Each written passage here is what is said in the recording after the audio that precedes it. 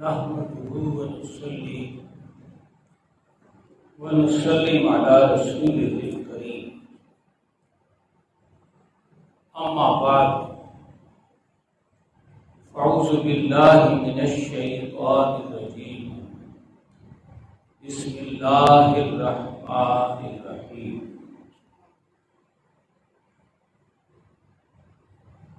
وهو بكل شيء عليم وفي مقام آخر قال الله تبارك وتعالى وهو على كل شيء قدير.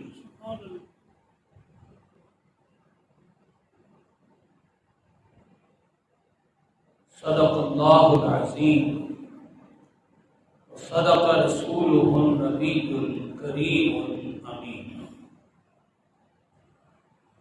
انتہائی قابل صد احترام محترم معزز سامعین و حاضرین،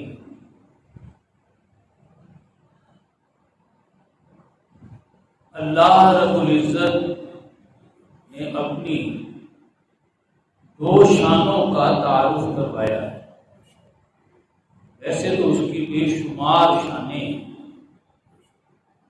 مثلا ہم کہتے ہیں تمام تعریفیں اللہ کے لیے، الحمدللہ، کل شکر و سپاس، کل حمد و ثنا اللہ کے لیے. پھر ہم اقرار کرتے ہیں کہ ایاک نعبد، اے اللہ ہم تیری ہی غلامی کا حق ادا کریں گے.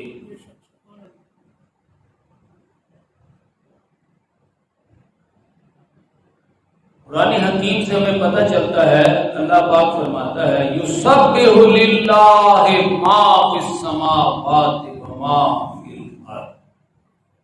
آسمان و زمین میں جو کچھ بھی ہے اللہ ہی کی تسبیح و تحمید کر رہی ہے. سبح للہ ما فی السماوات، کائنات میں جو کچھ بھی ہے اللہ ہی کی تسبیح کرتی رہی ہے.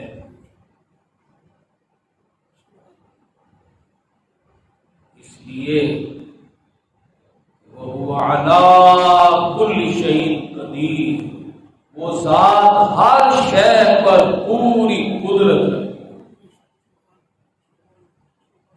اور اس کا سب سے بڑا مظاہرہ یہ ہے کہ یحیی و یمیت، وہی تو ہے جو زندہ کرتا ہے اور مارتا ہے. زندگی اور موت اس کے ہاتھ. اللہ ہی وہ ذات مقدسہ ہے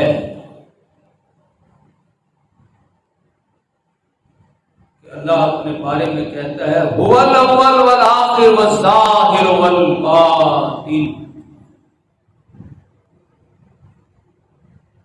وہی اول ہے، وہی آخر ہے، وہی ظاہر ہے، وہی باطن ہے. جب وہی وہ ہے، جب وہی وہ ہے تو کسی شے سے بے خبر ہونے کا کیا سوال ہے. لہذا فرمایا وَهُوَ بِكُلِّ شَيْءٍ عَلِيمٌ، وہ ہر شے کا پورا علم رکھتا ہے. قرآن حکیم میں اللہ کی شانوں کے بارے میں آیت الکرسی بڑا مقام رکھتا ہے. اس میں اللہ فرماتا ہے اللہ الحی القیوم، وہ اس کائنات کو زندہ اور قائم رکھتا ہے.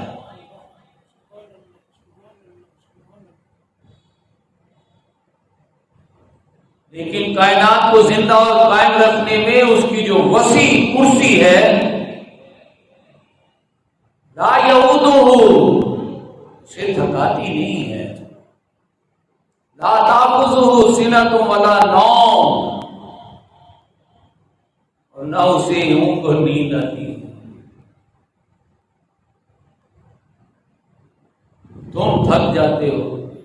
تمہیں ان کو نیند نہیں آتی ہیں۔ اللہ کی ذات وَهُوَ الْعَلِيُّ الْعَظِيمُ، وہ ان نقائص سے بہت بلند ہے۔ سبحان اللہ، سبحان اللہ، سبحان اللہ۔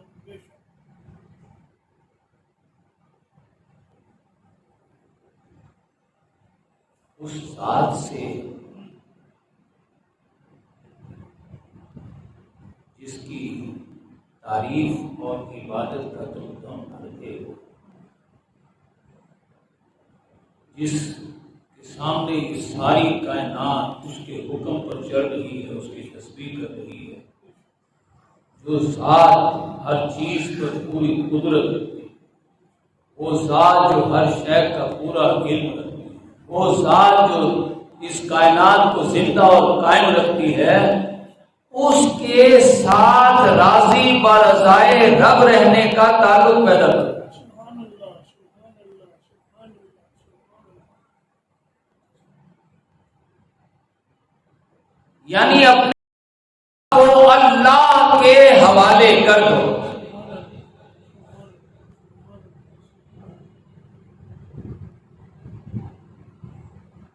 اللہ سے بہتر تمہارے معاملات کو کوئی نہیں چلا سکے۔ ہر شے کا علم ہے ڈائریکٹ، اور ہر شے پر پوری قدرت ہے کن فیکون کی حیثیت سے۔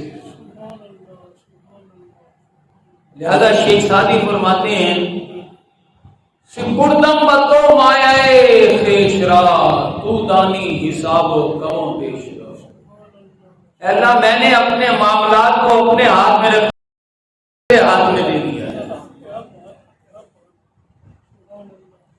تو میرے معاملات کو بہتر طریقے سے چلا سکتا ہے۔ میرا معاملہ تو یہ ہے کہ ما تشاءون الا ان یشاء اللہ، ارے تم تو چاہ بھی نہیں سکتے جب تک کہ اللہ نہ چاہے، اور تیرا معاملہ یہ ہے کہ فعال لما یرید، تو جو چاہتا ہے کر گزرتا ہے۔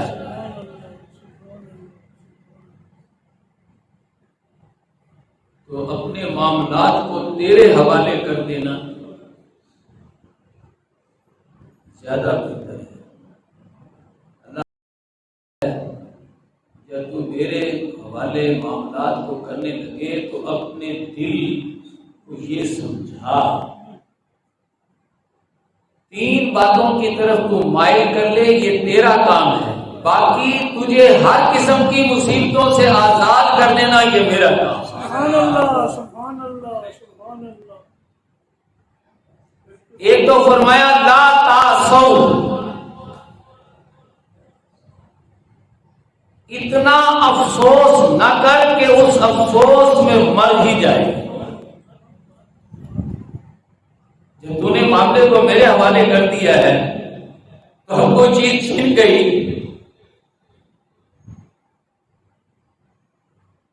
کوئی ہاتھ سے نکل گئی، کوئی موقع ہاتھ سے نکل گیا، کوئی بہت بڑا ایکسیڈنٹ ہو گیا، لا تاسو، فوری تاثر ہونا اور انسان کا افسوس میں جانا ایک فطری بات ہے، لیکن اس غم و عالم کو اپنے اوپر طاری کر لینا، اس کا ماتم کرتے رہنا، اسی کے بھینٹ چڑھ جانا، یہ اور بات ہے۔ لا تاسو، اتنا غم نہ کر کہ غم میں ہی ڈوب مرے۔ لا تفرحو، کوئی توقع سے بڑھ کر مل جائے تو اتنی خوشی نہ کر کہ اس میں پھٹ جائے۔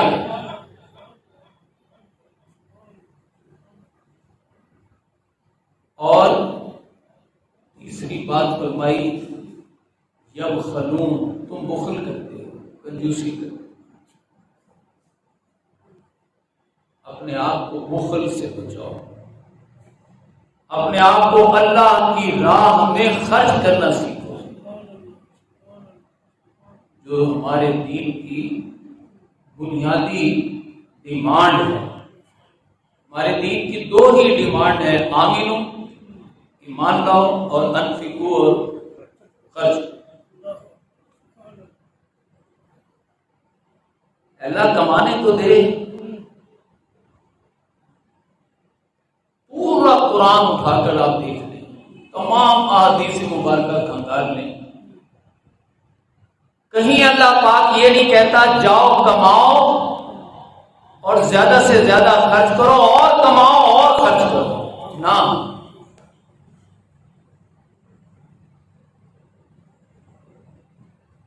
اللہ تعالیٰ تو کمانے سے روکتا ہے کہ یہ کس چیز میں تم اپنا وقت اور صلاحیتیں ضائع کر رہے ہو. اور میری محبت میں، میری راہ میں، ظلم کے خاتمے اور عدل کے قیام میں اپنی صلاحیتیں لگاؤ کماؤ. دیکھیے انسان جہاں بھی جائے، کسی دفتر میں جائے، کسی فیکٹری کو چلائے، کسی کھیت کھلیان میں کام کرے، کوئی بھی دھندا کرے، تو انسان اپنا وقت اور صلاحیتیں لگاتا ہے. جیسے کچھ وقت اور صلاحیتیں لگائے گا تو کارخانہ چلے گا نا، تو ہل چلے گا، تو کام ہوگا. جیسے تم وقت اور صلاحیتیں کمانے میں لگاتے ہو، ایسے ہی وقت اور صلاحیتیں اللہ کی محبت میں لگاؤ، قرآن سمجھنے، دنیا میں آنے کے مقصد کو سمجھنے اور پھر دوسروں کو سمجھانے، اور جو مشکلات آئیں ان پر ڈٹ جانے میں اپنی صلاحیتیں لگاؤ. یہ جہاد ہے. اس میں اپنے آپ کو خرچ کرو. نہ کرنے والا بخیل ہے، بخل ہے، کنجوسی کر رہا ہے، اور جو اپنا وقت اور صلاحیتیں لگا رہا ہے وہ سخی ہے، وہ قربانی دے رہا ہے، وہ ایثار کر رہا ہے. تو خوشی اور غمی حد سے زیادہ فوری تاثر ہونا یہ ایک فطری بات ہے. حد سے زیادہ خوشی اور غمی اور کنجوسی سے تم بچ کر دکھا دو، کوئی مصیبت تمہارے قریب پھٹکے گی نہیں. سبحان اللہ، سبحان اللہ، سبحان اللہ. سمجھے؟ اللہ کی رضا میں راضی ہو، اپنے معاملات کو اللہ کے حوالے کر. اللہ سے تعلق قائم کرنے کی سب سے بڑی بنیاد نماز. اللہ پاک سورہ حج کے آخر میں فرماتا ہے فَأَقِيمُوا الصَّلَاةَ وَآتُوا الزَّكَاةَ وَاعْتَصِمُوا بِاللَّهِ هُوَ مَوْلَاكُمْ فَنِعْمَ الْمَوْلَىٰ وَنِعْمَ النَّصِيرُ. نماز قائم کرو. سورہ حج مکی سورہ. نماز قائم کرو. جب یہ آیت نازل ہو رہی ہے تو زکوٰۃ کا وہ مفہوم ابھی معین نہیں ہوا جو مدنی دور کے آخر میں جا کر ہوا، جب کیسر و کسریٰ کے کنگن آ گئے، مال و دولت کے انبار لگنے لگے. وہ دولت جو سال بھر زیادہ رہے، 7.5 تولے سونا، 52.5 تولے چاندی سے زیادہ دولت ضرورت سے زیادہ رہے سال بھر، تو اس میں سے 2.5%، اس کا 40واں حصہ ایسے لوگوں کو دو جن کی ضرورتیں پوری نہیں ہو رہی. تمہارے پاس ضرورت سے زیادہ ہے، اس کو دو، یہ زکوٰۃ. لیکن آپ حیران ہوں گے، خلفائے راشدین خاص طور پر نبی اکرم صلی اللہ علیہ وسلم نے یہ سال بھر ضرورت سے زیادہ پڑے رہنے کا کبھی انتظار نہیں کیا. ایک لمحہ بھی نہیں، آنے سے پہلے ہی خرچ کر دیتے اللہ کی، بلکہ ادھار لے کے قرض لے کر دے دیتے. آپ اکثر بعد میں بیت المال میں جو پیسہ آ گیا وہ بعد کی باتیں ہیں۔ اکثر ضرورت مندوں کی ضرورتیں پوری کرنے کے لیے حضرت بلال کو کہتے جاؤ فلاں یہودی سے میرے نام پر قرض لے آؤ اور ان کی ضرورتیں پوری کرو۔ جب آئے گا پیسہ آئے گا تو اس کا قرض چکا دیں گے۔ بعض اوقات ایسا ہوتا ہے کہ یہودی کا وقت آ جاتا ہے، وہ ڈیمانڈ کرتا ہے بلال ادھر آؤ، پیسہ کدھر ہے، لے کے گئے وہ آ کے حضور سے کہتے ہیں یا رسول اللہ وہ یہودی ڈیمانڈ کر رہا ہے، آپ اسے کہتے ہیں جاؤ ابھی صبر کرو، انتظار کرو، دے دیں گے۔ سمجھے؟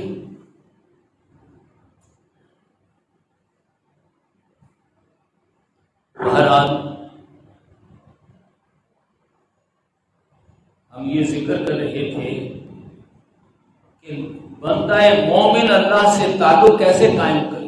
بندے کا اللہ سے تعلق قائم کرنے کا سب سے بڑا ذریعہ نماز، فَأَقِیمُوا الصَّلَاۃَ، نماز قائم کرو۔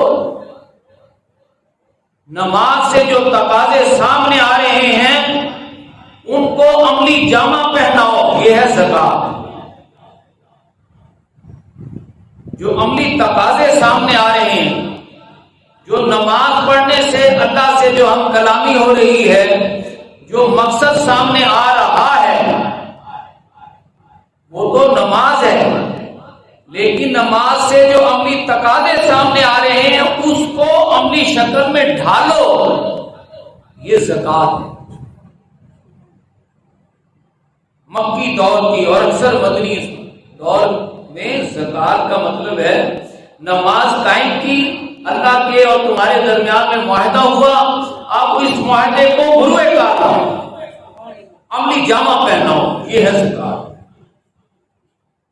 یہ ہے تزکیہ۔ اس کے بارے میں قرآن حکیم میں سورہ جمعہ میں اللہ پاک فرماتا ہے یتلو علیہم آیاتی ویزکیہم، وہ تمہیں قرآن کی آیات پڑھ پڑھ کر سناتے ہیں اور تمہارے دل و دماغ کی صفائی کرتے ہیں۔ یہ ہے تزکیہ جس سے زکات نکلا۔ وَاعْتَصِمُوا بِاللَّهِ، نماز اور زکات کے ذریعے اللہ سے جڑ جاؤ، اللہ سے چمٹ جاؤ۔ سوال پیدا ہوتا ہے اللہ سے کیسے چمٹیں؟ جیسے بچہ ماں کی چھاتی سے چمٹ جاتا ہے تو سمجھتا ہے میں بس امن میں آ گیا، اب ماں مجھے ہر مصیبت سے بچا دے گی۔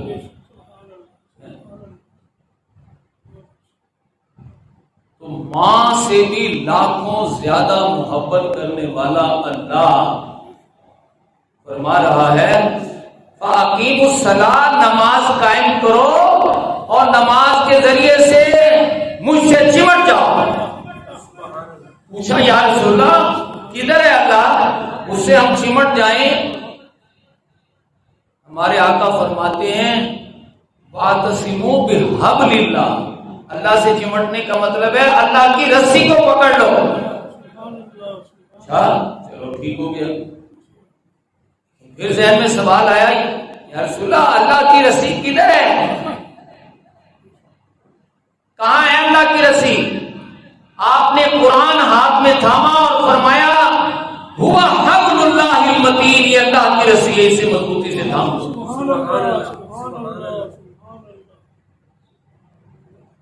بندہ مومن چلا ہے نماز پڑھنے کے لیے، اللہ سے چمٹنے کے لیے۔ اللہ حضور فرما رہے ہیں اللہ سے چمٹنے کا مطلب ہے قرآن کو مضبوطی سے تھام لو۔ ہوا مولانا، تو اللہ تمہارا دوست بن جائے گا۔ فنعم المولا، وہ ایسا دوست بنے گا، ونعم النصیر، کہ اس سے بڑھ کر مدد کرنے والا کوئی نہ ہوگا۔ وہ دوستی میں بھی یکتا ہے، مدد کرنے والوں میں بھی نمبر 1 ہے۔ اس پر ان الفاظ پر سورہ حج ختم ہو رہی ہے۔ لیکن اللہ فرماتا ہے اے مسلمانوں تم سے پہلے ایک قوم وہ گزری ہے، یہودی، وہ بدترین قوم، دنیا میں بدترین قوم یہودی ہے، اور اس وجہ سے ہے پکی دنیا دار، دعویٰ کرتی ہے دیندار ہونے کا، یہ اس کی سب سے بڑی خامی ہے۔ تورات کو مانتے اور پڑھتے ہیں اور سمجھتے اور عمل نہیں کرتے، عملاً جھٹلاتے ہیں۔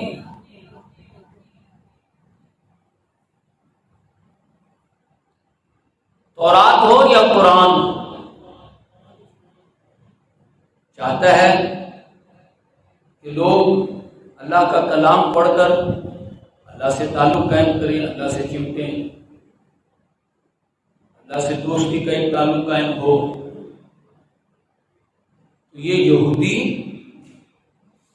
دعویٰ کرتے ہیں زعمتم انکم اولیاء للہ، ہم اللہ کے دوست، انہیں گھمنڈ ہے۔ اللہ فرماتا ہے تو دوست سے ملاقات چاہے گا تو تمنا الموت، موت کی تمنا کر۔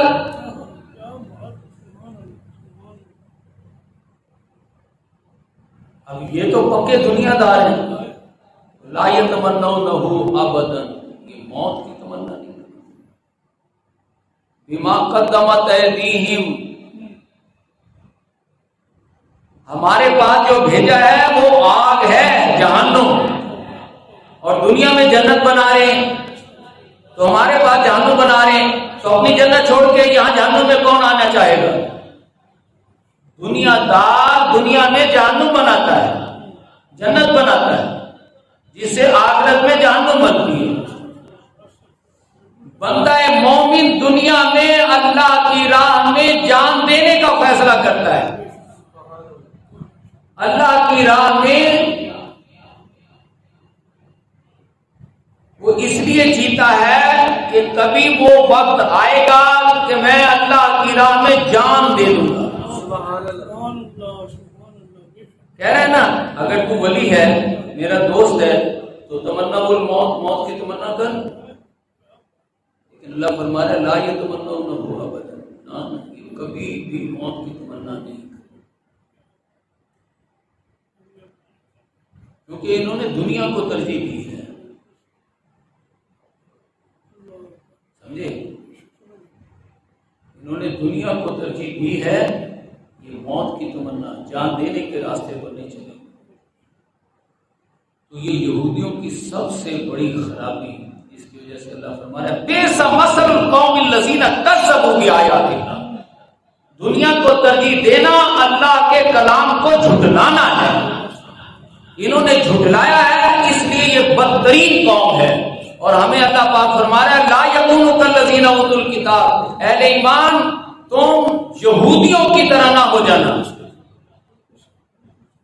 لا تلہکم اموالکم ولا اولادکم عن ذکر اللہ، قرآن سمجھنے سمجھانے سے تمہارے مال اور اولاد اور تجارت تمہیں غافل نہ کر دیں، ورنہ تم بھی یہودیوں کی طرح بدترین ہو جاؤ۔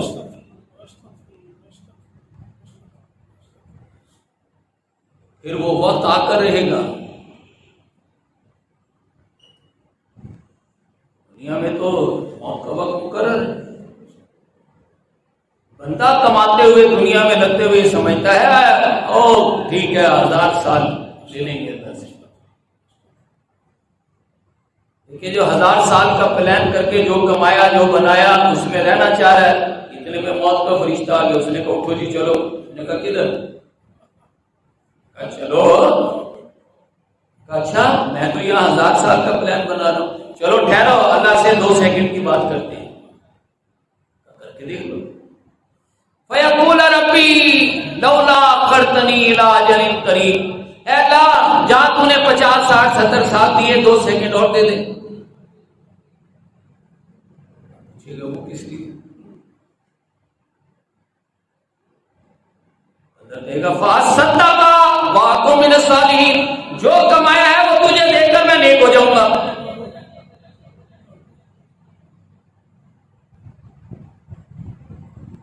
تیری مسجد کو دے دوں گا، تیرے مدرسوں کو دے دوں گا، تیرے نیک لوگوں کے پیر خانوں کو دے کر، ہسپتال ڈسپینسریاں بنا کر، رفاع عامہ کے کوئی کام کر کے جو کمایا ہے وہ لگا دوں گا۔ اللہ کہہ رہا ہے اول تو ہم تجھے کمانے سے منع کرتے تھے، تو ہماری محبت میں لگ، یہ وقت تو ہماری محبت میں لگانا۔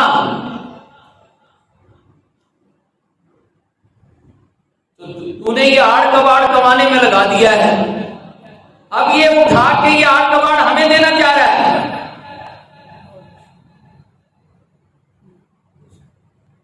فرشتوں کو حکم ہوگا لن یؤخر اللہ نفسا اذا جاء اجلها، فرشتوں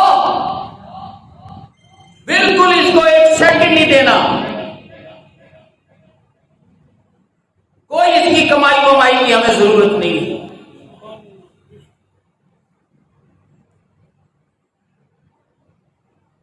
اللہ تو کہہ رہا ہے ہم نے نہیں سیکھ لینا اور اسی کوئی سیکنڈ نہ دو، لیکن ہمارا مولوی بھی ریکی کرتا ہے۔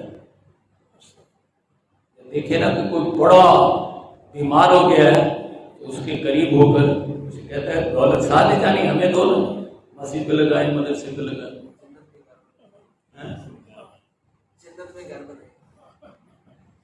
ہمیں دو نا، پیر صاحب کہتے ہیں ساتھ لے جانی ہے۔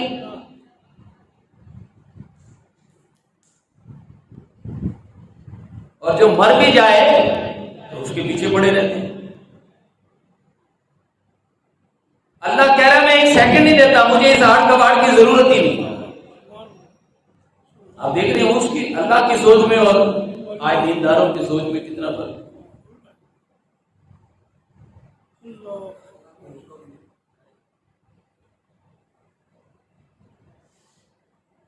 لہذا ابھی تو تم پر موت آ کر نہیں نہ کھڑی، ہم جو جتنے بیٹھے ہیں یہاں، ابھی تو شکر ہے اللہ کا کہ وہ موت کا وہ آثار شروع نہیں ہوئے، نہ کیا معلوم ہے، کیا معلوم ہے۔ تو اس سے پہلے کہ موت کے آثار شروع ہوں، اللہ پاک فرماتا ہے الم یعن للذین آمنوا ان تخشع قلوبهم لذکر اللہ، کیا وہ وقت آ نہیں گیا کہ تم فوراً بغیر ایک سیکنڈ بھی ضائع کیے اللہ کے کام میں لگ جاؤ۔ سبحان اللہ، فاسعوا، فوراً دوڑو لگو، فآمنوا باللہ ورسولہ، اللہ اس کے رسول پر ایمان لاتے ہوئے، والنور الذی، جو قرآن نازل کر رہا ہے اس پر ایمان پختہ کر لو۔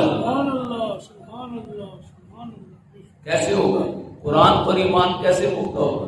اللہ فرما رہا ہے ذکر اللہ وجلت، تم اس کو سمجھنے کی کوشش کرو، یہ تمہارے دل کو اللہ کی طرف مائل کر دے گا۔ قرآن کی تو یہ تاثیر ہے، لو انزلنا ھذا القرآن علی جبل، جب پہاڑ پر اگر ہم نازل کر دیں تو پہاڑ پہلے اپنی ساری بلندی ختم کر کے پچک جائے اور پھر خوف الہی سے پھٹ جائے، متصدعا من خشیۃ اللہ۔ قرآن کی عظمت کا تو یہ حال ہے، قرآن کو جب ذکر اللہ وجلت، بدبختی ہم پر مسلط ہے کہ ہم مانتے اور پڑھتے تو ہیں، سمجھتے نہیں۔ وہی یہودیوں والا طرز عمل اپنا لیا جس سے اللہ کہتا ہے ان کی طرح نہ ہو جانا، ورنہ تم بھی بدترین قوم ہو جاؤ۔ اب میں تو کچھ نہیں کہتا، لیکن علامہ فرما گئے ہیں وضع میں تم ہو نصارہ اور تمدن میں ہنود، اور تم مسلمان ہو جنہیں دیکھ کر شرمائے یہود۔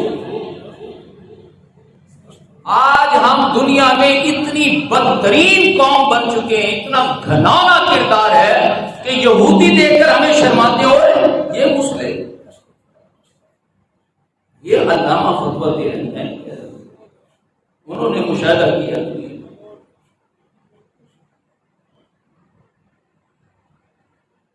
یا اللہ اللہ منع کر رہا ہے تم یہودیوں کی طرح نہ ہو جانا۔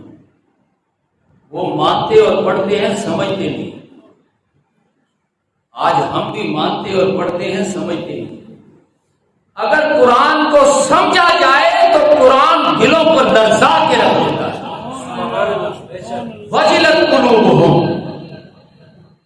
اور جب سمجھ لیا جائے قرآن تو اذا تلیت علیہم آیاتہ زادتہم ایمانا۔ سمجھا ہوا قرآن جب تلاوت کیا جاتا ہے تو ایمان میں اضافہ کرتا رہتا ہے۔ سبحان اللہ، سبحان اللہ۔ بالآخر ایمان اس درجے تک مضبوط ہو جاتا ہے کہ بندہ مومن کو قرآن ایک نصیحت کرنے لگتا ہے۔ ذکروا بآیات ربہم، قرآن ایسی نصیحت کرتا ہے کہ جس سے اس بندہ مومن کی زندگی بدل جاتی ہے۔ ذکروا بآیات ربہم لم یخروا علیہا صما وعمیانا۔ پھر وہ نہ تو قرآن پر اندھا بہرا ہو کر گرتا ہے، نہ زندگی میں ٹھوکریں کھاتا ہے، پھر وہ روشنیوں میں آ جاتا ہے، پھر وہ بندہ رہتے ہوئے اللہ کے نور کی سب سے بڑی مثال بن جاتا ہے۔ اس بندہ مومن کا دل اللہ کے نور کی سب سے بڑی مثال ہے۔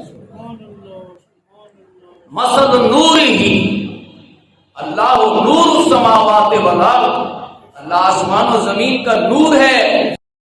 اللہ کے نور کی مثال بندہ مومن کا چمکتا دمکتا دل ہے۔ یہ اندھیروں سے بھرا ہوا دل کون سا ہوتا ہے اور اللہ کے نور سے چمکتا دل کون سا ہوتا ہے؟ وہ دل جو اپنا وقت اور صلاحیتیں اللہ کی محبت میں لگانے پر آمادہ ہو جائے۔ سبحان اللہ۔ اور جس کا دل ابھی مائل نہیں ہوا وہ اندھیروں میں ہے، اور جس کا دل مائل ہو گیا وہ روشنیوں کی طرف آ گیا۔ ينزل، اللہ قرآن کو نازل اس لیے کرتا ہے لِيُخْرِجَكُم مِّنَ الظُّلُمَاتِ إِلَى النُّورِ، تاکہ تمہیں اندھیروں سے نکال کر روشنی کی طرف لے آئے۔ قرآن کے نازل ہونے کا مقصد یہ ہے، یہ چمکتا دمکتا دل اللہ فرماتا ہے۔ یاد رکھیں یہ وہ کام ہے جو میں بتا رہا ہوں،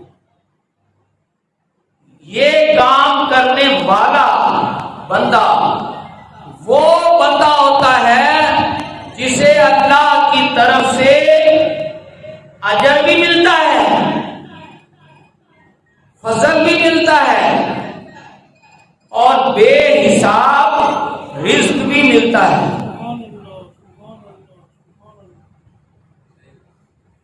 قرآن کو سمجھ کر اس کی تلاوت کرنا اور تلاوت سے اپنے دلوں کو نور ایمان سے منور کرنا، یہاں تک کہ قرآن سے وہ نصیحت اخذ ہو جائے کہ اپنا وقت اللہ کو، اللہ کے رسول کو اور اس کی راہ میں دینے کے لیے بندہ تیار ہو جائے۔ پھر چونکہ اب اس کا دل منور ہو گیا، اللہ فرماتا ہے فی بیوت اذن اللہ ان ترفع ویذکر فیہا اسمہ، اب اللہ کا حکم ہے ایسے لوگ جو اپنے دلوں کو منور کر چکے، گھروں میں جتنے بھی دل رہتے ہیں سب کو منور کرنے کی کوشش کرو۔ سبحان اللہ۔